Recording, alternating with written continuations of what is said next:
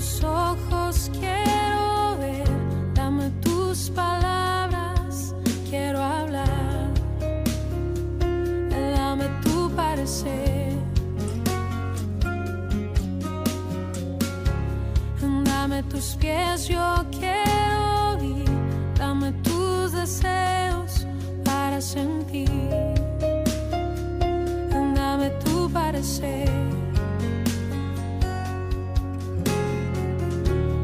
Dame lo que necesito para ser como tú. Dame tu voz, dame tu aliento, toma mi tiempo, es para ti. Dame el camino que debo seguir, dame tus sueños, tus anhelos, tus pensamientos, tu sentir, dame tu vida para vivir. Déjame ver lo que tú ves, dame de tu gracia, tu poder, dame tu corazón, Señor. Déjame ver en tu interior para ser cambiado por tu amor. Dame tu corazón. Son una bendición estar con ustedes de nuevo en esta oportunidad para comenzar con la segunda parte de este viaje de aprendizaje que iniciamos el domingo pasado, que hemos titulado, esta serie de presentaciones y de enseñanzas, hemos titulado Un estilo de oración. Y nos parece apropiado enfatizar que decimos un estilo de oración y no el estilo de oración, dado que la diferencia mínima entre estas dos palabras estaría estableciendo que el estilo que estaríamos compartiendo no daría lugar a ningún otro, y nosotros estamos realmente en los extremos de cualquier reflexión que nos ponga en la única mirada que podemos compartir. Vamos a compartir en este caso esta mirada que, como ya nos vienen acompañando hace varios domingos, vamos a procurar de corazón y con la posibilidad que tenemos de ir a la palabra de Dios, de establecer esta mirada lo más cercana en la palabra de Dios, en lo que podemos capturar de ella. Así que un estilo de oración, y en este domingo vamos a estar trayendo algunas ideas, algunas reflexiones, y particularmente vamos a hacer pie en lo importante que es el nombre de Jesucristo, el nombre de Jesús, en esta dinámica y en este estilo de oración que vamos a estar compartiendo. Se acordarán ustedes del domingo pasado que nosotros decíamos que orar no es un don. Nos preguntábamos cómo puede ser que hay algunas personas que tienen mayor propensión, mayor,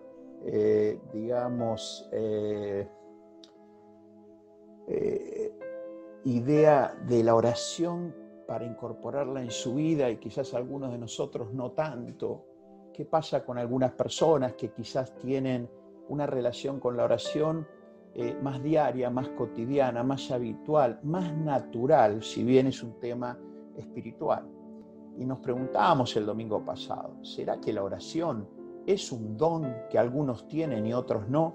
Bueno, ustedes recordarán que el domingo pasado hicimos hasta un pequeño ejercicio de investigación bíblica, donde estudiamos inclusive hasta algún texto en griego, donde pudimos ver que la oración precisamente no es un don, sino que es un asunto espiritual, como dice acá, el asunto espiritual llamado oración. Todo don es un asunto espiritual, pero no todo asunto espiritual necesariamente es la expresión de un don. Nosotros tenemos a la oración dada por Dios, pensada por Dios, como algo no solo necesario, sino importantísimo para nuestro diario vivir, para nuestro convivir. No es lo mismo, según lo que la palabra de Dios nos muestra, vidas con oración que vidas sin oración. Ahora bien, la idea no es ir a la oración desde la posición de un mandato, desde el hecho de que si no oramos pasa tal cosa.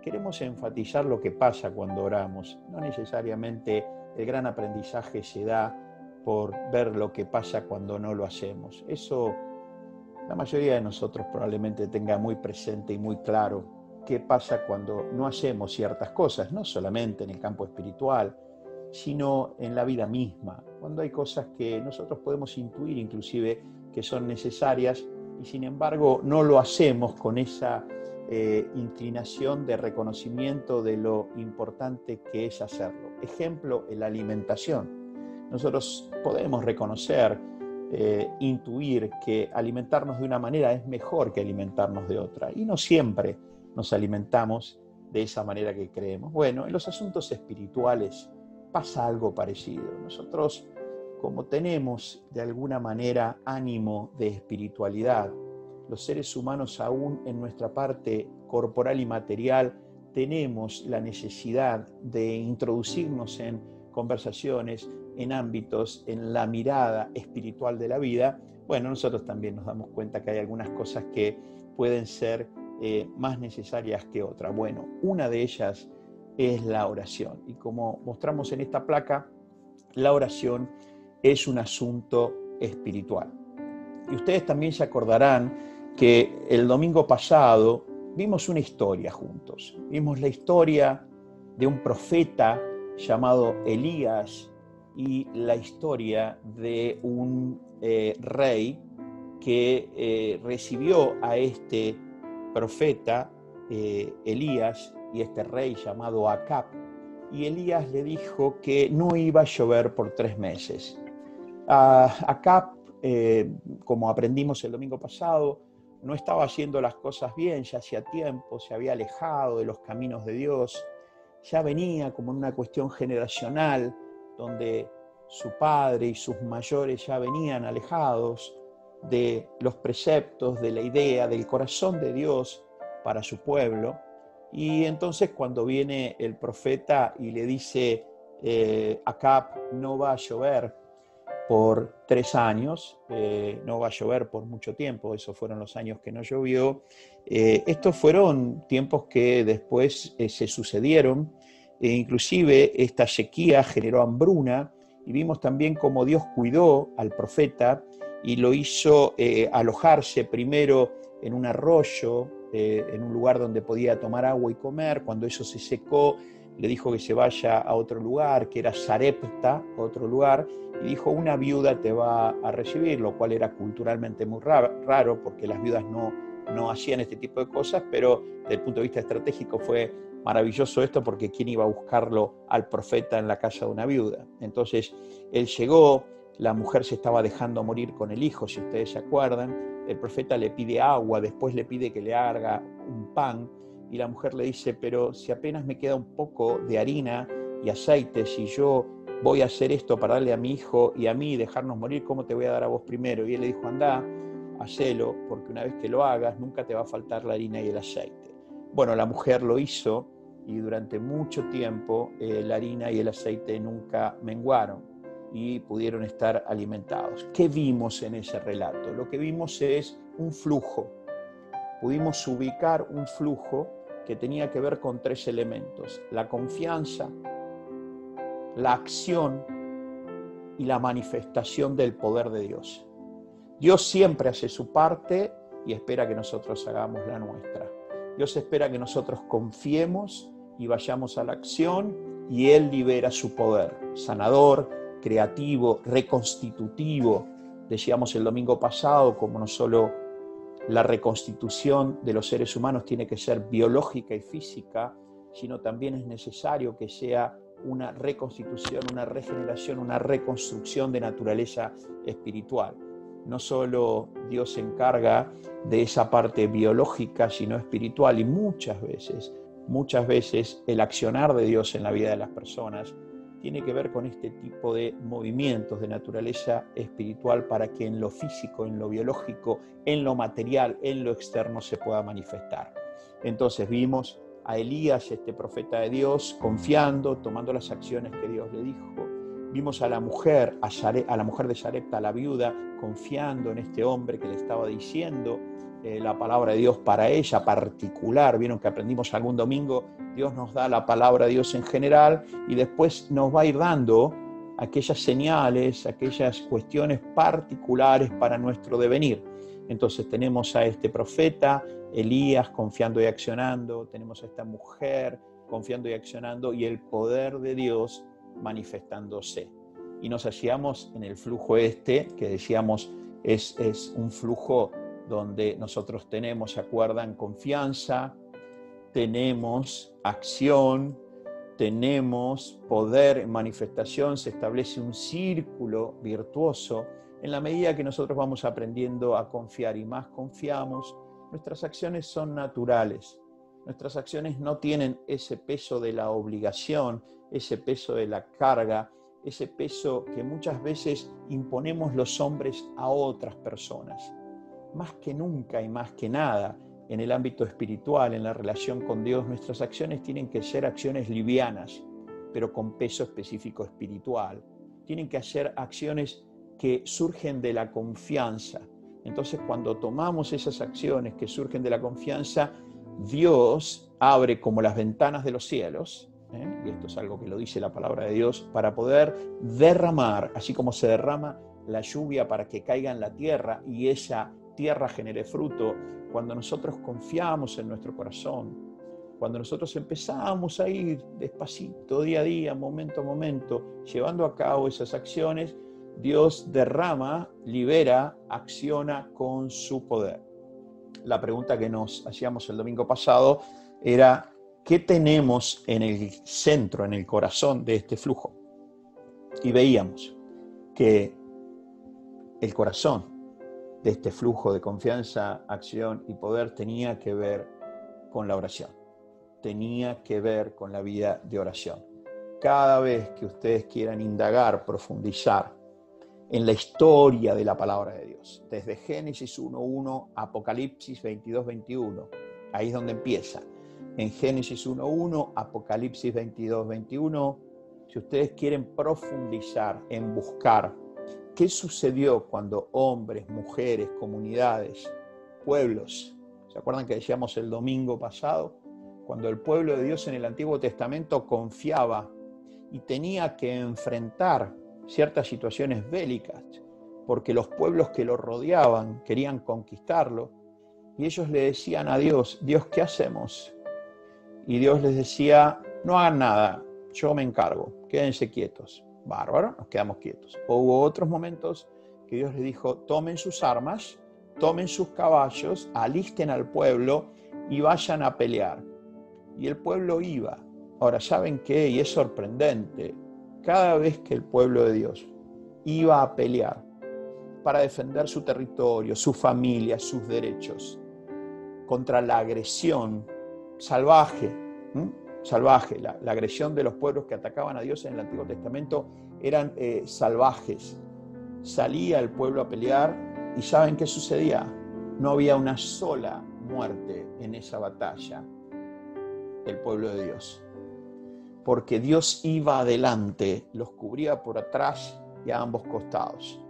Es algo realmente sorprendente. Ahora, cada vez que el pueblo de Dios, por su propia iniciativa, por el ego de sus gobernantes, porque querían resolver ellos las cosas, iban cuando Dios les decía que no vayan, era una masacre. ¿Por qué? Porque naturalmente no tenían el sustento. Y esto es una cosa realmente importante que nosotros vemos. Por lo tanto, cuando el pueblo de Dios se movía con momentos de reflexión, de oración, de buscar la voluntad de Dios, como aprendimos en algún momento, de buscar el propósito para ese tiempo y para el pueblo, Dios en esa acción de ir a buscarlo, en tiempos de oración, de reflexión, Dios se movía y producía a través de su poder en manifestación resultados que al entender de nuestra percepción no tenían mucha explicación, pero desde la perspectiva de Dios las cosas sucedían. Entonces, ¿qué hay siempre en situaciones donde vemos hombres y mujeres poderosos en acción y en resultados, hombres y mujeres de oración. Por eso, en este flujo, confianza, acción, poder, veíamos que el corazón era un estilo de oración, un corazón de oración. Y claro, cuando llegamos a esta instancia nos preguntamos, ¿no? Nos preguntamos, ¿y cómo fue la vida de Jesús? Una situación donde, como aprendimos en algún domingo, Juan, su discípulo amado, escribe al final de su evangelio: si se tuviesen que escribir todas las cosas que Jesús hizo, no cabrían en los libros ni en la tierra todos esos libros. Por supuesto que es una manera de expresar algo de manera exagerada, es una figura que se llama oxímoron en la investigación bíblica, exagera para llamar la atención, pero también dice que las cosas que Jesús hizo fueron muchísimas, todo el tiempo, cada día, y él hacía básicamente dos cosas: enseñaba, abría las escrituras todo el tiempo y sanaba. Esos fueron los dos pilares de su existencia: enseñar y sanar, enseñar y sanar, enseñar y sanar. Y después, cuando él le pide a sus discípulos y después sus apóstoles, básicamente le pide lo mismo: vayan, enseñen y sanen. Eso es la necesidad de la humanidad. Y quiero contarte que hoy, de alguna manera, sigue siendo igual. Nosotros necesitamos enseñanza de la voluntad de Dios cuando queremos acercarnos a Él como Creador. En el Antiguo Testamento como Señor, en el Nuevo Testamento ya aparece la figura de Padre, y seguimos necesitando sanidad. Y no me refiero a las sanidades más evidentes y físicas, que las necesitamos, todos nosotros, seguramente. Me refiero a la sanidad primigenia, a esa sanidad que da lugar a la sanidad exterior, motriz, biológica, sistémica, que es la sanidad del corazón. Todos nosotros necesitamos esa sanidad. Por lo tanto, hoy seguimos abriendo la palabra de Dios, seguimos yendo a la palabra de Dios para encontrar el propósito de Dios en nuestra vida, que nosotros aprendamos y tengamos esa fortaleza y ese vigor que Dios quiere para nosotros que somos sus hijos. Ahora, ¿qué hacía Jesús? Miren Marcos, capítulo 1, versículo 35. Dice: levantándose muy de mañana, cuando todavía estaba oscuro, salió y se fue a un lugar solitario y allí oraba. Jesús pasaba mucho tiempo, aún haciendo todas las cosas que hacía, enseñando y sanando, y que todos los libros que se escribiesen no podrían caber en el mundo. Jesús siempre tenía un tiempo de oración. Pero claro, cuando el sol salía, la demanda, la necesidad era tan grande que él sabía que si él de alguna manera no se preparaba antes para dar, no se fortalecía y se vigorizaba al empezar esa jornada, iba a haber un momento que iba a no tener que dar, porque nadie puede dar lo que no tiene, mucho menos lo que no es. Y con Jesús, en su representación humana del corazón de Dios y del propósito de Dios para la gente, no era la excepción.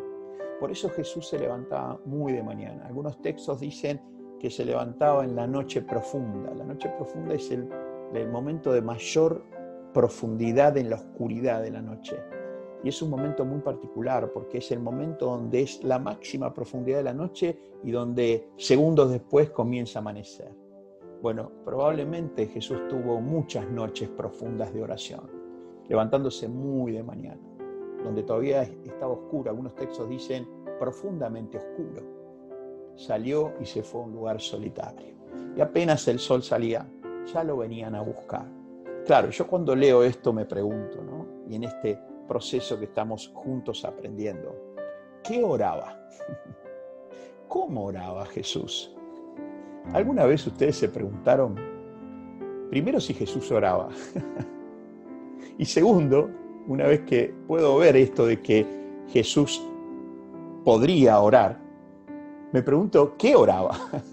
¿Cómo oraba? En la búsqueda de esta instancia de un estilo de oración, ir a ver el estilo de oración de Jesús es para nosotros no solo irrenunciable, sino indelegable. Tenemos que ir nosotros, nadie lo puede ver por otras personas, nadie nos lo puede contar. Tenemos que ir nosotros a verlo. Así que los quiero invitar a que disfruten sus sillones, sus sillas. Si tienen un mate, tomar un mate, un café. los quiero invitar a que nos colemos juntos en un momento de oración de Jesús. Los quiero invitar a que nos colemos juntos, quizás a un Marcos 1:35. Los quiero invitar a que nos sentemos al lado de Jesús y que Él nos permita, por su amor y por su compromiso a enseñarnos, a que podamos escuchar, observar y ver cómo Él oraba y qué oraba. Y el momento que vamos a compartir con Él es un momento donde Él hace un alto en su ministerio, en su compromiso, y se dedica a orar, en principio, por sus discípulos. Cosa importante, ¿no? Que los líderes necesitamos pensar muy bien de la gente que tenemos la responsabilidad de liderar, pensar muy bien y orar por ellos, tomar un tiempo. Y aun cuando quizás no estamos del todo contentos, como muchos líderes pueden o pudieron no haber estado contentos con nosotros, quizás si no se hubiesen enojado con nosotros y hubiesen orado por nosotros, quizás la experiencia hubiese sido diferente. Los líderes se enojan mucho y en el cristianismo también. Evidentemente no están mirando a Jesús. Jesús oraba por sus discípulos, aun cuando tenía causas y razones para hacer un montón de cosas distintas a esa. Sin embargo, Él oraba. Y nosotros necesitamos orar por la gente, necesitamos que oren por nosotros. Y voy a compartir con ustedes un pasaje que está en el Evangelio de Juan. Por eso tomen asiento, disfruten esta lectura. Vamos a sentarnos al lado de Jesús, al lado del Señor, orando. Dice en Juan 17, estas cosas habló Jesús, y levantando los ojos al cielo, dijo, Padre, la hora ha llegado. Glorifica a tu Hijo para que también tu Hijo te glorifique a ti. Como les has dado potestad sobre toda carne para que dé vida eterna a todos los que le diste. Y esta es la vida eterna. Jesús está orando, está conversando, está derramando su corazón ante el Padre. Por eso comienza diciendo el versículo 1, Padre. Después dice, como le has dado potestad sobre toda carne para que dé vida eterna a todos los que le diste. Y esta es la vida eterna, que te conozcan a ti, el único Dios verdadero, y a Jesucristo, a quien has enviado. Está hablando de sí mismo. Yo te he glorificado en la tierra. He acabado la obra que me diste que hiciese. Ahora pues, Padre, glorifícame tú al lado tuyo, con aquella gloria que tuve contigo antes que el mundo fuese. He manifestado tu nombre a los hombres que del mundo me diste. Tuyos eran y me los diste, y han guardado tu palabra. Ahora han conocido que todas las cosas que me has dado proceden de ti. Porque las palabras que me diste les he dado, y ellos las recibieron, y han conocido, y han creído que tú me enviaste. Han conocido verdaderamente que salí de ti, y han creído que tú me enviaste. Yo ruego por ellos, no ruego por el mundo, sino por los que me diste. ¿Por qué? Porque tuyos son. Y todo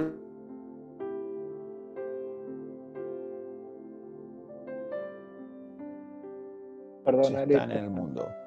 Y yo voy a ti, Padre Santo, a los que me has dado, guárdalos en tu nombre, para que sean uno.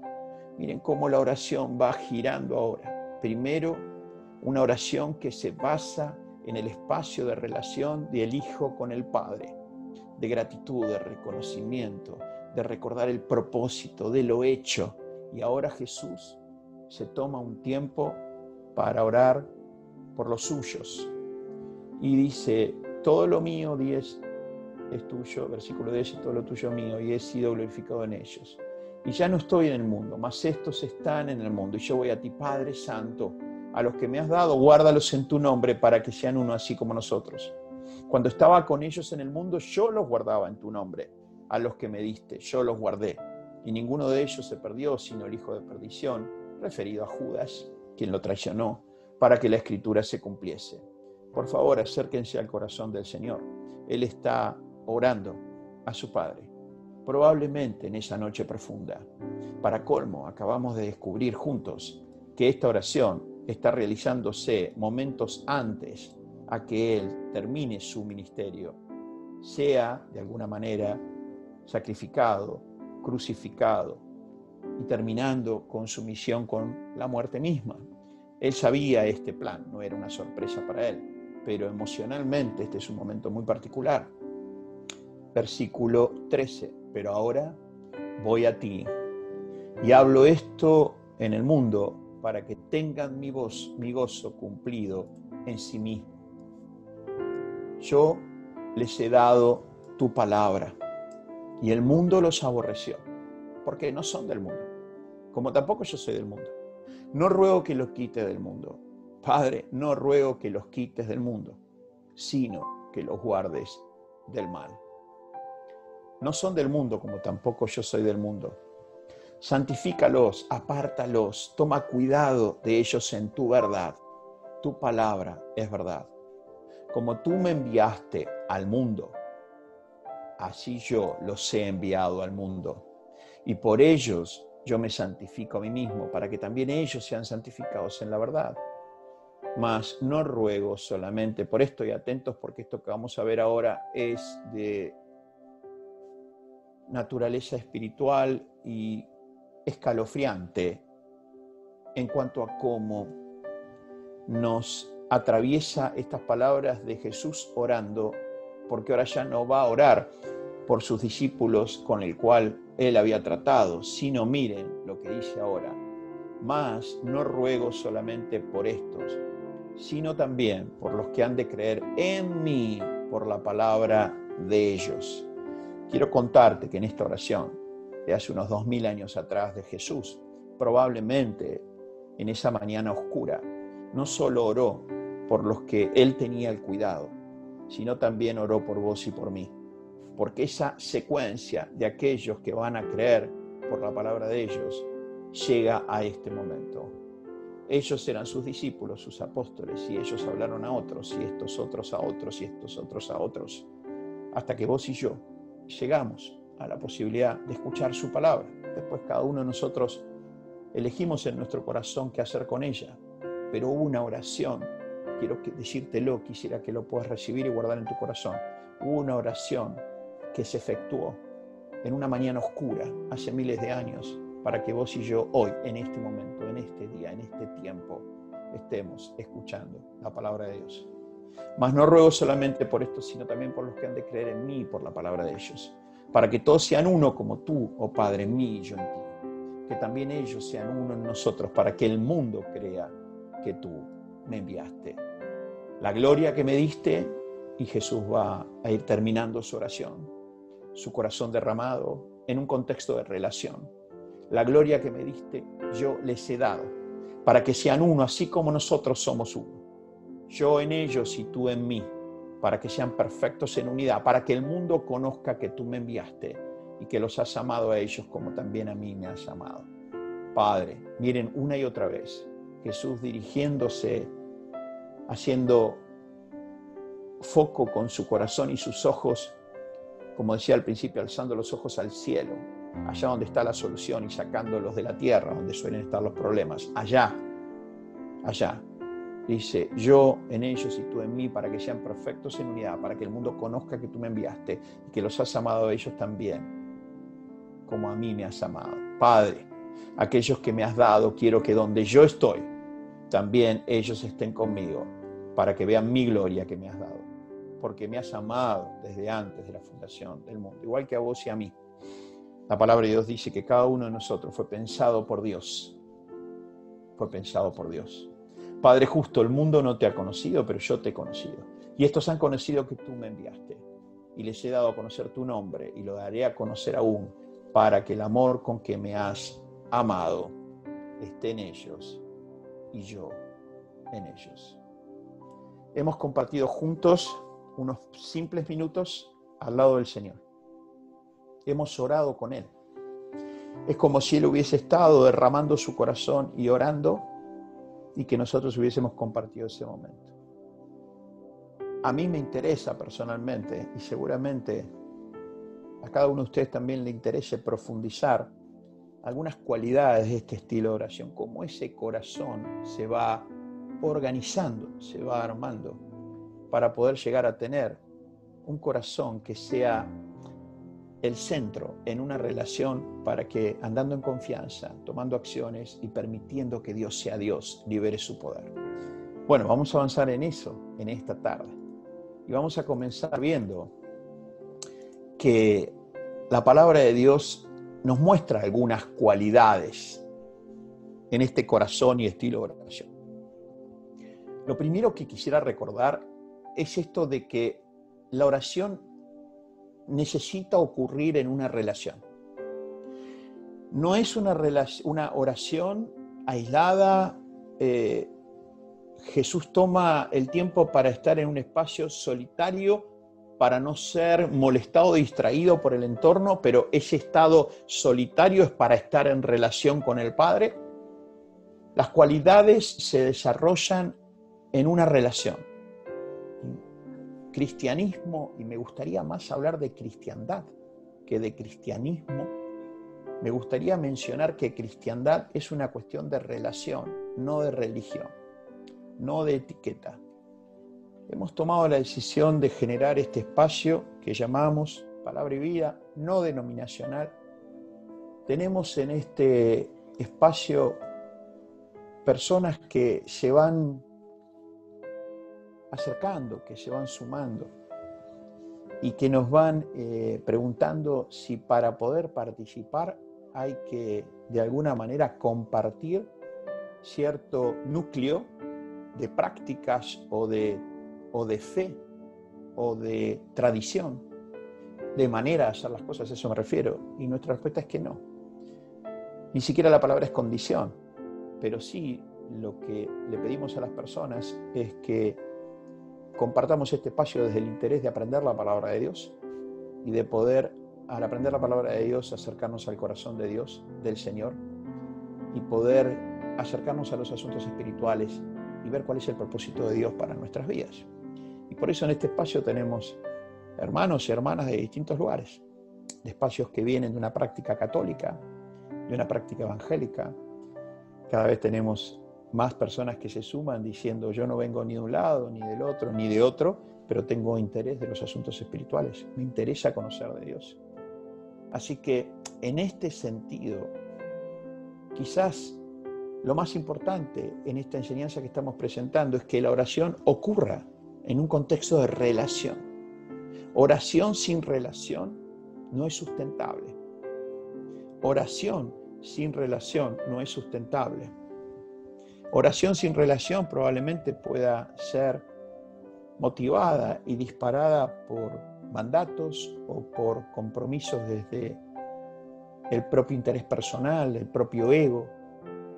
Y estas cosas siempre van a estar presentes en los seres humanos, pero tenemos una posibilidad: empezar a conocer las cualidades de esta oración, de este estilo de oración. Y lo primero es tener presente que ocurra en una relación. Después es interesantísimo saber que en esa relación Dios tiene una parte, y lo hemos aprendido el domingo pasado. Hemos aprendido el domingo pasado que la parte de Dios en esta relación, para desarrollar un estilo de oración, Dios nos dice: miren, yo ya me moví. Cuando ustedes pidan, yo les prometo que voy a responder. Y cuando yo responda, se van a sorprender, porque voy a responder mucho más allá de lo que ustedes piden o aún comprenden, porque mi compromiso en esta relación es la prosperidad de ustedes, el fruto. En eso estoy glorificado. Y la prosperidad, como también aprendimos, es una prosperidad que no tiene que ver de afuera hacia adentro, no es una prosperidad material, pero la incluye desde el punto de vista de que Dios quiere que tengamos nuestras necesidades cubiertas. Pero la prosperidad es espiritual, la prosperidad es mental, la prosperidad es emocional, la prosperidad es física, la prosperidad es relacional, la prosperidad también es material. Y cuando decimos esto, es que en todos estos campos, Dios como Padre quiere que nosotros como hijos tengamos nuestras necesidades cubiertas. Jesús fue muy claro al respecto y muy contundente. La abundancia de un hombre no consiste en los bienes materiales que posee. Eso no quiere decir desde ningún punto de vista, que tener bienes materiales, una casa, un auto, lo que sea, está mal, no quiere decir eso. Lo que sí Jesús dijo, la confianza no está ahí, la confianza está en el Padre, en la relación con el Padre. Entonces, esta es la parte de Dios. Y a mí, al desarrollar un estilo de oración y armar mi corazón, que se incorpore en mi corazón la oración como una parte de mi vida, es importante que yo sepa cuál es la parte de Dios. Muy, muy importante. Miren qué belleza este versículo en el Antiguo Testamento. Es como si ahora la palabra de Dios misma nos estuviese diciendo, bueno, ok, yo ya hice mi parte. Yo ya hice mi parte. Ya como Dios estoy listo para que me pidan, les prometo que les voy a responder y yo voy a prosperarlo. Como aprendimos el domingo pasado cuando venía y le decía a Jeremías, clama a mí y yo te responderé. Y no solo que te responderé, te haré conocer cosas que nadie conoce. Esa es mi parte en esta relación, Jeremías. Clama a mí. Y es muy importante que ese versículo esté en Jeremías y no en otros profetas. Porque Jeremías, como lo dijimos, ¿se acuerdan? Era un profeta que la pasó muy mal, que tenía una situación y un contexto extremadamente complejo, agresivo, rebelde. Un pueblo que siendo un pueblo de Dios, hacía las cosas totalmente diferentes a lo que Dios esperaba. Sin embargo, Dios nunca pagó mal por mal con su pueblo. Y Jeremías sí quería que vayan todos presos, quería si pudiese cortarle la cabeza a todos, porque era un profeta muy emocional, era un profeta que necesitaba todo el tiempo hacerle saber a Dios casi su queja, y hasta con lágrimas. Por eso se lo conocía como el profeta llorón. Pero no porque fuera un cobarde, sino por su nivel de sufrimiento. Y estando él preso, dice la palabra de Dios, dice en Jeremías 33:3, estando presos, Dios por segunda vez se le apareció y le dijo, Jeremías, hombre mío, clama a mí, saca tus ojos de la carencia, saca tus ojos y tus pensamientos y tus emociones de los problemas, de las circunstancias. Como decíamos, es tiempo de decirle a las circunstancias, de decirle a las situaciones, el gran Dios que tenemos.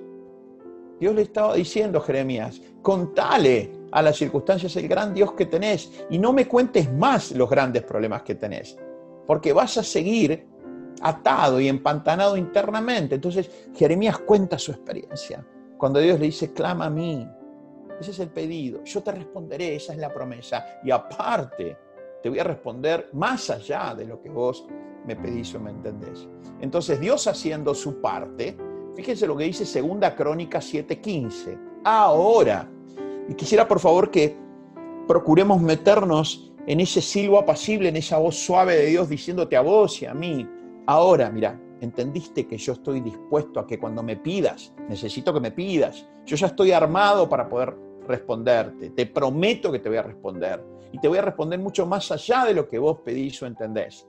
Deja de solucionar las cosas a tu manera, hacé tu parte, pero cuando tu parte necesita de mí, deja hacer la mía. Entonces dice, pedime, yo te prometo que te voy a responder y voy a responder más allá de lo que vos pedís o entendés. Ahora que entendimos eso, dice Dios, ahora estarán abiertos mis ojos y atentos mis oídos a la oración en este lugar. Es como si en este mismísimo lugar, aquí, ahora, en este momento, nosotros habiendo capturado que Dios no es un Dios lejano, ausente, que mientras que nosotros tenemos nuestras circunstancias y nuestras cosas y la sociedad y el mundo pasa por lo que pasa, Dios está en algún lugar en el cielo viendo cómo nosotros estamos experimentando esto. Ese no es Dios. Dios está atento, esperando que nosotros capturemos su atención. Él está atento. Están sus oídos abiertos, sus ojos abiertos para la oración en este lugar, donde sea el lugar, donde sea que vos estés orando. No hay un lugar, ya lo vamos a aprender, donde sea el lugar donde vos estés orando. Dios está con sus oídos y con sus ojos abiertos y atentos. Esta es la parte de Dios. Ahora quiero compartir con ustedes, de alguna manera, nuestra parte en la relación con esta edificación y construcción de un corazón y estilo de oración. En este domingo voy a ir compartiendo algunas de esas cualidades que hacen a nuestra parte Y vamos a seguir compartiendo próximos domingos esas partes que hacen a nosotros. Primero, mantener la mirada en Él. Es un poco lo que les decía recién, ¿no? Cuando el viento arrecia, cuando las circunstancias se levantan, no estar mirando la fuerza del viento y las circunstancias que arrecian. Somos conscientes de eso, están ahí presentes.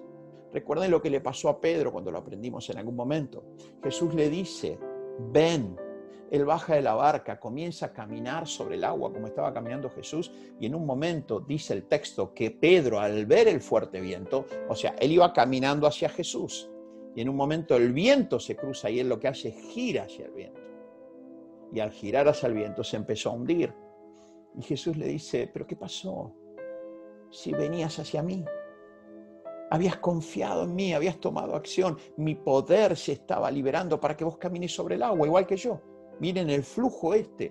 Pedro confió, Pedro bajó de la barca, caminó, ven, le dijo. Las 3 letras que hacen la palabra quizás más corta de la Biblia y con mayor liberación de poder. Ven, ven. No le dijo, vos primero para poder venir tenés que dar un examen, tenés que estudiar esto, tenés que ir por allá, tenés que viajar tanto, tenés que enseñar tanto, escribir tantos libros. No, ven. Jesús le dice, si confías en mi promesa vas a caminar. Ven, Jesús baja, camina, se acerca a Jesús, pero en un momento mira el fuerte viento. Y temió. Y al temer, se empezó a hundir. Y ahí empezó desesperadamente a pedir, Señor, ayúdame porque mira, el viento me está hundiendo. O sea, terminó contándole a Jesús el gran problema que tenía, que era el viento. En tanto y en cuanto le contó al viento el Jesús que tenía y la promesa que había dado, él caminó sobre el agua. Entonces, una primera cosa en elaborar un corazón de oración, en un estilo de oración, es mantengamos nuestra mirada en Él. Uno de los hombres que tuvo una vida de oración más hermosa, basada en la relación con Dios y manifestó muchísimo del poder de Dios en su vida, fue nuestro querido rey David. Un hombre controvertido, por cierto, muy humano, por cierto. Ahora, había una cosa que hasta el último momento donde él muere en su lecho, él cuidó delante de sus hijos, de sus príncipes y del pueblo. Y aún muriendo delante de su hijo amado, le dijo, lo más importante es que cuides la relación con Dios, porque ahí suceden las cosas. Yo me equivoqué y mucho, pero ¿sabes por qué estoy acá? Muriendo después de reinar 40 años en Israel, porque siempre puse los ojos en Él. Y aun cuando me equivoqué, Dios me rescató. Así como Jesús lo hizo con Pedro. Le estiró la mano rápidamente y lo rescató. Ahora miren qué había en el corazón de David. Dice, tuya es, oh Jehová. Recuerden la palabra Jehová, el nombre de Dios en el Antiguo Testamento, haciendo relación a la relación entre el Creador y su creación. Tuya es, oh Jehová, la magnificencia y el poder, la gloria, la victoria y el honor, porque todas las cosas que están en los cielos y en la tierra son tuyas. Tuyo, Jehová, es el reino y tú eres excelso sobre todos. Las riquezas y la gloria proceden de ti y tú dominas sobre todo. En tu mano está la fuerza y el poder, y en tu mano el hacer grande y el dar poder a todos. Dios no es un Dios que se guarda el poder para Él mismo. Dios es Dios cuando su poder, basado en su amor, dada una relación con alguien que lo ama y que ora y que le pide, Dios libera ese poder. Entonces, nuestra parte en este desarrollo de un corazón de oración que ocurre en una relación, lo primero, mantener la mirada en Él. Obviamente, cuando es el momento, acudir a Él. Acudir a Él. Dice la palabra de Dios en Filipenses, ya en el Nuevo Testamento, nos vamos del Antiguo Testamento al Nuevo Testamento, el apóstol Pablo le escribe a los creyentes de la ciudad de Filipos, que son los filipenses, y dice, por nada estéis afanosos, es una palabra que no usamos nosotros en nuestro castellano actual.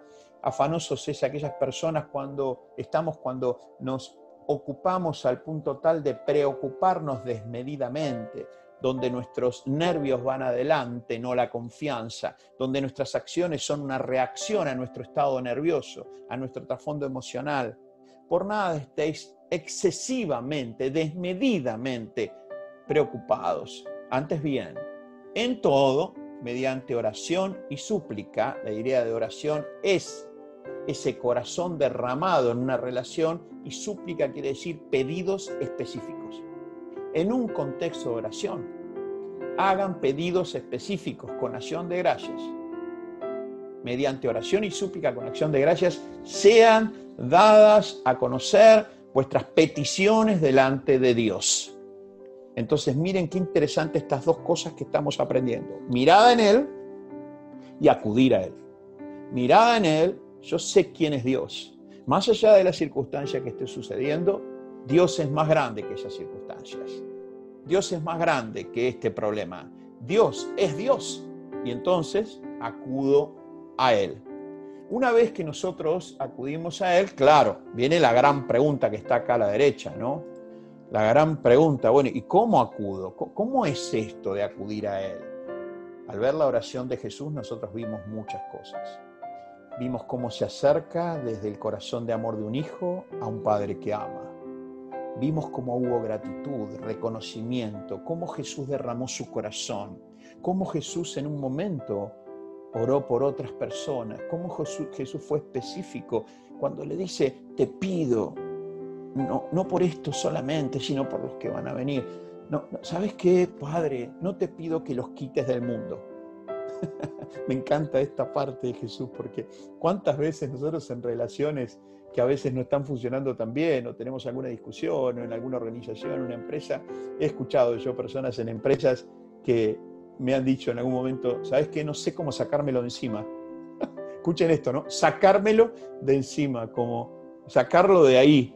Y Jesús le dice, no pido que los saques del mundo, sino que los cuides. Este es mi pedido. Bueno, tenemos ese gran signo de pregunta. ¿Cómo? Voy a compartir con ustedes a partir de este momento y hoy, algunos domingos más, algunos cómo, no todos, algunos. Y vieron que este es un signo de pregunta que está acá y adentro, que ustedes verán probablemente en la pantalla, solamente verán como colores. Quiero contarte que cada uno de los dibujitos adentro del signo de pregunta es un signo de pregunta. Así que es una pregunta que tiene muchísimas otras preguntas. La primera cosa que quiero compartir del cómo con ustedes, y esta es la idea fuerza de hoy, y con esto culminamos este hermoso domingo profundizando juntos en la palabra de Dios. Este es el primer cómo que quiero compartir con ustedes. El apóstol Pablo le escribe una carta personal a Timoteo. El apóstol Pablo escribe cartas encíclicas que se llaman generales para todos los creyentes en distintas ciudades. Le escribe a los romanos, le escribe a los corintios en Corinto, le escribe a los gálatas en Galacia, le escribe a los efesios en Éfeso, le escribe a los filipenses en Filipo, le escribe a los colosenses en Colosas, le escribe a los tesalonicenses en Tesalónica y después escribe algunas cartas personales. Le escribe a Timoteo, que era un fiel colaborador de él, le escribe a Tito, le escribe a distintos colaboradores, y cuando le escribe a Timoteo, le dice en su carta personal como líder de la iglesia, le dice, Timoteo, te quiero decir algo muy especial. Lo que te quiero decir es lo siguiente, hay un solo Dios y un solo mediador entre Dios y los hombres, Jesucristo, hombre. Básicamente lo que el apóstol Pablo está haciendo en ese momento es estableciendo un panorama espiritual a Timoteo, que él servía ante los creyentes que no eran judíos. Ustedes saben que con Jesús, el ministerio a partir de Jesús se abren dos. Sigue siendo un ministerio, un mensaje para los judíos, por supuesto. Y hay una cantidad de apóstoles que se dedican a este trabajo, especialmente, por ejemplo, Santiago, uno de ellos, Pedro, otro de ellos, pero después Jesús hace un movimiento con algunos de ellos donde dice, ahora se tienen que organizar para ir más allá del pueblo judío, porque a partir de mi venida, con mi muerte y resurrección, ya no hay judíos y griegos, hombres y mujeres, blancos y negros, sino que todos tienen la posibilidad de llegar al mensaje de salvación de Dios. Esto fue disruptivo totalmente. Los judíos no estaban muy contentos con este mensaje. Entonces, cuando la palabra de Dios llega a lo que podríamos decir Occidente, Roma, todas las ciudades griegas, claramente esas ciudades tenían antecedentes de muchos dioses, creían en muchos dioses. Toda la cultura griega es una cultura politeísta, mitológica. Entonces el apóstol Pablo dice, Timoteo, tenemos que profundizar el mensaje que hay un Dios. Hay un Dios. Y el mediador ante ese Dios, porque en ese momento aparecían muchos mediadores y todos vendían mediadores de alguna manera, es uno, Jesucristo. Jesucristo viene, vive, lleva adelante su ministerio, muere, es crucificado, levantado de los muertos, ascendido a la diestra del Padre, y un rol que tiene es mediar entre la humanidad y Dios. Entonces, este es el versículo que es muy importante en esta presentación. ¿Para qué? Para ver cómo esto impacta en la oración. Nosotros tenemos un Dios al cual le pedimos, fue lo que aprendimos. Dios nos dice, pedime, yo te prometo que voy a responder. En el Antiguo Testamento no había mediadores. En el Nuevo Testamento el mediador espiritual se llama Jesucristo en su representación humana como redentor de la humanidad. Por eso, como dice aquí en esta placa, Jesús anticipa y dice que Él viene a ser el camino para llegar al Padre. Él en vida y en su ministerio anticipa y les dice, yo soy el camino, no un camino, el camino y la verdad y la vida. Nadie viene al Padre sino por mí. Jesús va a anticipar esta situación, va a preparar el territorio donde la cristiandad sucede y ocurre con un Dios y un mediador entre los hombres y Dios, hombres y mujeres, el mismo Jesucristo. Entonces esto va a ser muy importante a la hora de desarrollar nuestro corazón de oración. Y ustedes se estarán preguntando, ¿por qué es tan importante esto? ¿Por qué cuando nosotros oramos, y ustedes lo han escuchado, y obviamente después de esta presentación probablemente lo vayamos escuchando más, ¿por qué nosotros oramos y cuando oramos generalmente iniciamos o en el medio o al final aparece el nombre de Jesucristo? Y no solamente es una oración a Dios. Quiero contarles por qué. El por qué tiene que ver con esto. Jesús, dice la palabra de Dios, ha sido declarado por Dios mismo intercesor entre Él y la humanidad, entre la humanidad y Él. Nosotros desde hace ya varios domingos hemos visto muchos versículos y registros de la palabra de Dios. Que sé, porque lo hemos conversado, me lo han comentado, que a muchos de ustedes ciertos pasajes de la palabra de Dios ha sido conmovedor. Casi me dijeron alguna vez algo así como, yo si no lo veía escrito no lo creía. Bueno, eso es lo hermoso de la palabra de Dios, no deja de sorprendernos. Ahora, lo que te voy a mostrar en los próximos minutos, probablemente sean paisajes conocidos para vos, probablemente sean paisajes con alguna diferencia, o quizás sean paisajes totalmente nuevos, que por supuesto nunca transitaste porque no los conocías, porque no los habías aprendido. Así como muchos paisajes yo no transité porque no conocía, y aún seguramente debe haber muchos paisajes que no transito porque no conozco. Entonces te quiero invitar a abrir tu corazón para meternos en paisajes, en este contexto del estilo de oración, de un corazón de oración en un marco, en un contexto de oración en relación, dado que relación sin oración o oración sin relación no hace al corazón del Padre para nosotros. Quiero compartirte lo importante de aprender, ver y transitar el paisaje de Jesucristo intercediendo en esa declaración por Dios. Dice en Romanos, ¿qué pues diremos a esto? Pablo le escribe a los romanos, siempre recuerden, lo aprendimos alguna vez, por revelación de Jesucristo. Lo que yo escribo, dice Pablo, no es cosa mía, lo dice en Gálatas, el capítulo 1. Yo escribo por revelación de Jesucristo. El Señor me ha dicho, escribí esto. Y es más, me lo imagino a Pablo, ¿no? Me gustaría tomar un café con Pablo y preguntarle algo así. Pablo, cuando escribiste esto a los romanos en el capítulo 8, cuando escribiste esto a los Gálatas en el capítulo 4, ¿cómo te sentiste vos escribiendo eso que no tenía nada que ver con tu historia? Y probablemente el apóstol Pablo me diga, Alejandro, lo que está en juego no es mi historia. Lo que está en juego es otra cosa. Por lo tanto, mi historia se alinea por elección al mensaje que aprendí e ignoraba. No te olvides, Alejandro, que yo, el apóstol Pablo, perseguía a los creyentes pensando que estaba haciendo algo correcto para Dios. Perseguía a los cristianos de ese momento, que empezaron a ser llamados cristianos en Antioquía, porque yo pensé que estaban haciendo una herejía de reconocer, de hablar, de amar, de seguir a un tal Jesús. Y yo iba, ¿se acuerdan que lo vimos esto? Iba a una ciudad llamada Damasco a encarcelar, y si tenía que matar a alguien como lo hice con Esteban al bajar el dedo, lo voy a hacer. Y en ese momento el mismo Jesús se apareció en el camino y me dijo: Pablo, ¿qué estás haciendo? Y yo le contesté: ¿quién sos vos? Yo soy Jesús al que tú persigues. Ahora, al que tú persigues, pensando que estás haciendo algo para Dios, yo soy el que represento a Dios. O sea, que estás persiguiendo a Dios mismo. Por lo tanto, Pablo, te invito a hacer un alto y reflexionar. Y ahora entonces estamos acá con Pablo escribiendo: ¿qué pues diremos a esto? Si Dios es por nosotros, ¿quién contra nosotros? Miren, el corazón, como decíamos hoy, ¿no? Mirar a Dios sabiendo que ahí Dios está. Si Dios es por nosotros, ¿quién contra nosotros? ¿Quién? ¿Una hambruna? ¿Una enfermedad? ¿Quién contra nosotros? ¿Una situación económica? ¿Quién contra nosotros? El que no escatimó, Dios, ni a su propio Hijo, sino que lo entregó por todos nosotros, ¿cómo no nos dará también con Él todas las cosas que necesitamos? No necesariamente las que queremos. ¿Quién acusará a los escogidos de Dios? Dios no, Dios es el que justifica. ¿Quién condenará a los hijos de Dios? Como diciendo: esto está mal, esto está mal, esto está mal.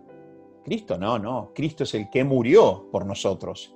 Más aún el que también resucitó. El que además, y atentos con esto, acá viene el paisaje nuevo, el que está además sentado a la diestra de Dios. A la diestra de Dios. El que también no solo está sentado, sino que tiene una función, que es interceder por nosotros. Jesús intercede por nosotros. Entonces, el apóstol Pablo diciendo: mirá, no solo lo tengo presente quién es Dios, que Él hará todo lo que es necesario, que cada vez que yo acudo a Dios, Dios está ahí, sino que aparte Jesús intercede por nosotros. Al tener esto en mente, nos podemos preguntar: ¿intercede para qué? Para nuestra salvación. Intercede para nuestra salud. Intercede para nuestro bienestar emocional. Intercede para cuando estamos siendo de alguna manera azotados por el viento y tememos y nos empezamos a hundir.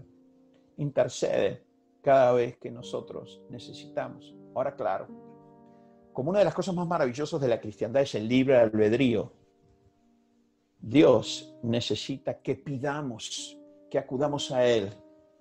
Y una de las maneras de activar por confianza en la acción de pedir el poder de la intercesión de Jesús es que nosotros conozcamos este paisaje.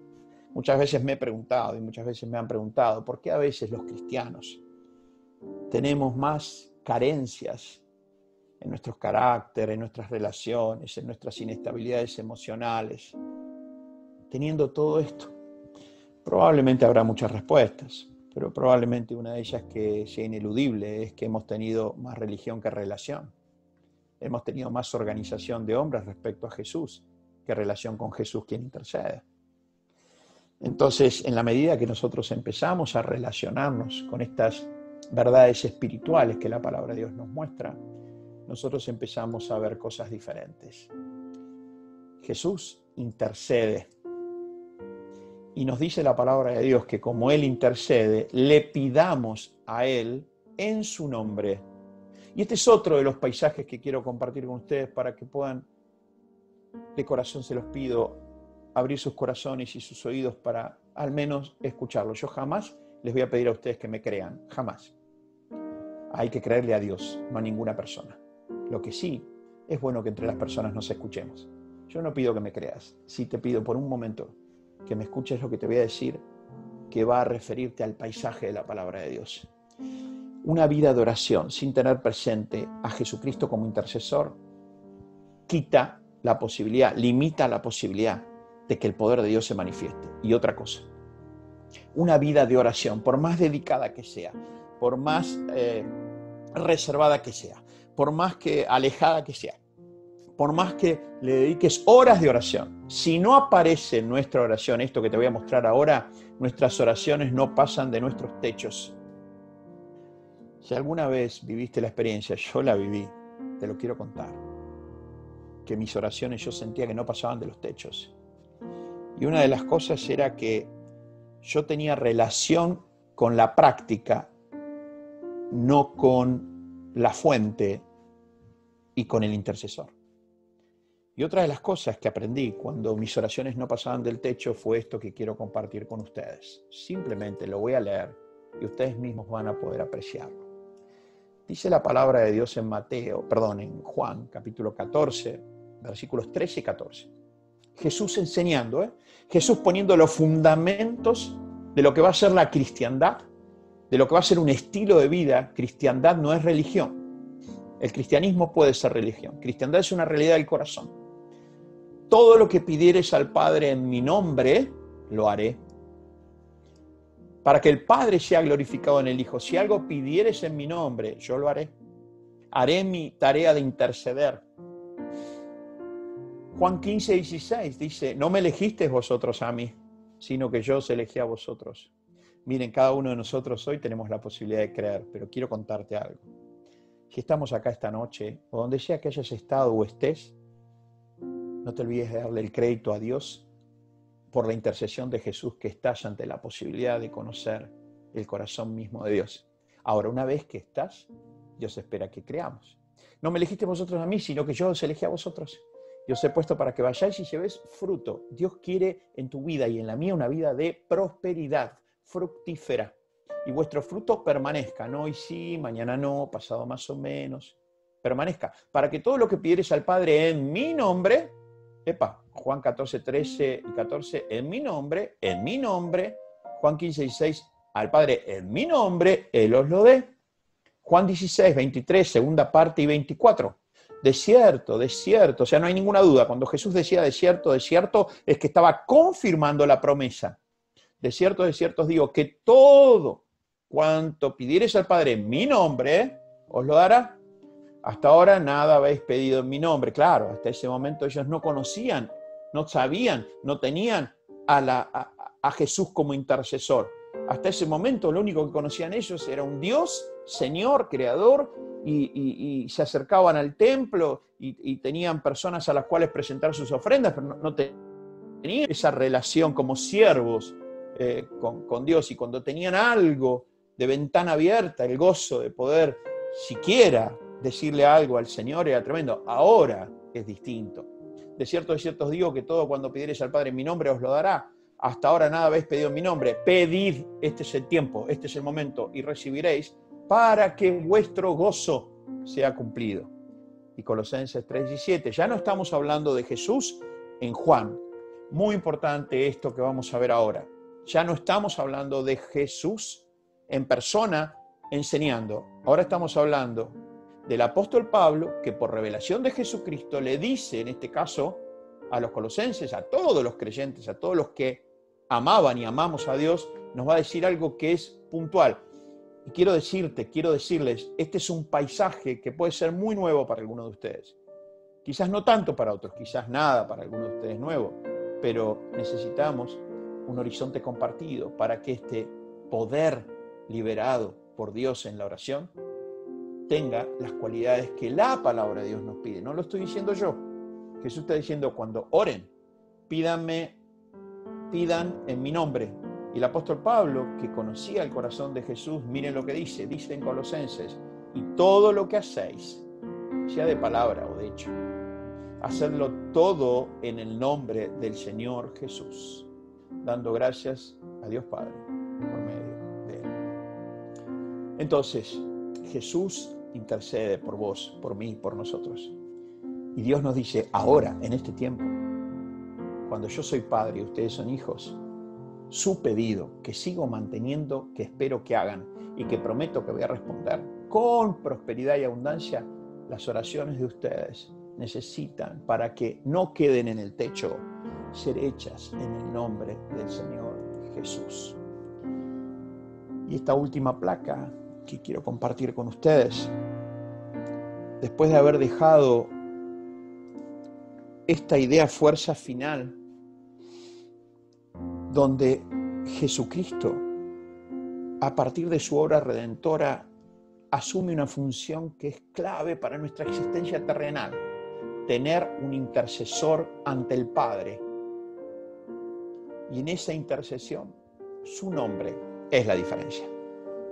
Si nosotros deseamos de corazón y anhelamos de corazón que nuestras oraciones sean las que sostengan el flujo de confianza, acción y liberación del poder de Dios, necesitamos tener presente este nuevo paisaje o renovado paisaje de Jesús, nuestro intercesor, y que nuestras oraciones sean realizadas en su nombre. Y ahí nuestro corazón será ese corazón que Dios empieza a visualizar y a querer, porque ese corazón donde la oración sucede adentro de una relación es lo que la palabra de Dios va a llamar corazón justo en el Antiguo Testamento y va a llamar corazón de amor en el Nuevo Testamento como hijos amados. En el Antiguo Testamento Dios expresa lo que significa para Él lo que es la oración de esos corazones. Dice, anticipa, el sacrificio de los impíos, esto es, aquellos que hacen un montón de cosas y hacen un montón de prácticas y de sacrificios, pero su corazón está lejos de mí. Eso es lo que quiere decir impíos, sin esa pureza de corazón. El sacrificio de los que no ponen su corazón en el centro, yo no lo puedo ni ver. Hay algunas cosas en el Antiguo Testamento que Dios dice que abomina. Una de las cosas que abomina, que rechaza, que toma distancia, que no quiere saber nada, es este sacrificio vacuo, vacío, sin corazón. Más. La oración de los rectos, de esos corazones que están desarrollados conforme a su propósito, con amor y buscándolo a Dios. Y en este tiempo que vivimos, sabiendo que tenemos un intercesor llamado Jesucristo, y en su nombre quiero decirles que la oración de estos corazones, el tuyo, el mío, el nuestro, dice la palabra de Dios que ese corazón es un corazón que a Dios le genera gozo, deleite, le agrada. Y cuando Dios está frente a un hijo o una hija amada, que en un espacio de relación vuelca y derrama su corazón en amor por Él y confiado que Dios va a responder en el nombre de Jesús, es el gozo de Dios. Por eso, cuando tengas la oportunidad de orar en tu tiempo solitario, en tu lugar, cuando estés orando con otras personas o cuando estemos orando acá, nunca olvides, esa oración es el gozo de Dios. Y si la oración con ese corazón es el gozo de Dios, a mí lo que me ocupa es derramar el corazón. No hay una oración perfecta, única o de tal manera. Hay un corazón derramado. En los próximos domingos vamos a seguir profundizando esto. Lo importante es acercarse a Dios con la más pura vulnerabilidad de nuestra existencia. Esto es lo que somos, Dios. Esto es lo que soy. Esto es lo que tengo para darte. Probablemente no sea mucho, probablemente sea poco, pero no es nada. Esto es lo que soy y esto es lo que te quiero dar. Este es el corazón de oración con sus cualidades que Dios espera que nosotros desarrollemos. Y en próximos domingos vamos a seguir respondiendo a esta pregunta y cómo vamos fortaleciendo y desarrollando ese corazón de oración para que en la relación con el Padre, en el nombre del Señor Jesús, podamos llevar a cabo lo que Él espera de nosotros y también suceda lo que nosotros esperamos de Él.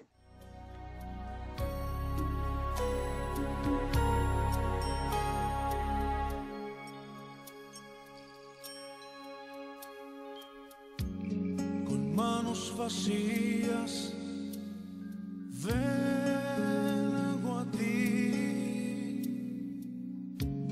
no tengo nada que darte,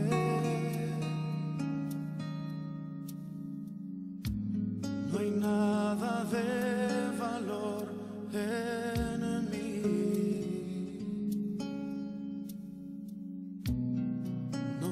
impresionarte. Te puedo entregar mi corazón,